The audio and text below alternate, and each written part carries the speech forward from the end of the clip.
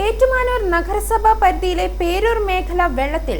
മീനച്ചിലാറ്റിൽ ജലനിരപ്പ് ഉയർന്നതോടെ ഏറ്റുമാനൂർ മണർകാട് ബൈപ്പാസ് റോഡിലെ വിവിധ ഭാഗങ്ങളിൽ വെള്ളം കയറി ഗതാഗതം തടസ്സപ്പെട്ടു.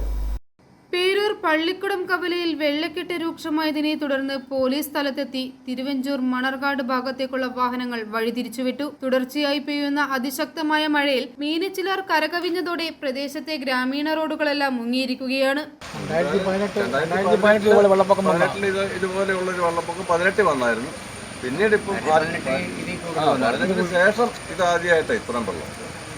വീടുകളിലേക്ക് വെള്ളം കയറി തുടങ്ങിയതോടെ ജനപ്രതിനിധികളുടെയും തദ്ദേശ സ്വയംഭരണ അധികൃതരുടെയും നേതൃത്വത്തിൽ ആളുകളെ സുരക്ഷിത പുനരധിവാസ കേന്ദ്രത്തിലേക്ക് മാറ്റിപ്പാർപ്പിച്ചു വരുന്നു. വളർത്തുമൃഗങ്ങൾക്ക് ഭക്ഷണം പോലും ലഭിക്കാത്ത അവസ്ഥയാണ് പ്രദേശത്തുള്ളത്. വരും മണിക്കൂറുകളിൽ ജലനിരപ്പ് ഇനിയും ഉയരുമെന്ന ഭീതിയിലാണ് നാട്ടുകാർ.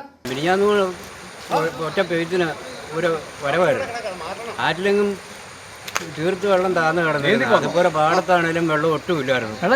ഇല്ലാതെ തന്നെ അവസ്ഥ കൊണ്ടാണ് ഇത്രയും ദുരിതം. അതേസമയം ആറ് നിറഞ്ഞൊക്കെ കിടന്നിരുന്ന സമയമാണെങ്കിൽ ഇപ്പം ഇവിടെയൊക്കെ കഴുത്തോളം വെള്ളം വന്നേനെ. ഈ ഉരുൾപൊട്ടലിൽ വെള്ളം അത്രയ്ക്ക് താഴ്ന്നു കിടന്നുകൊണ്ടാണ്.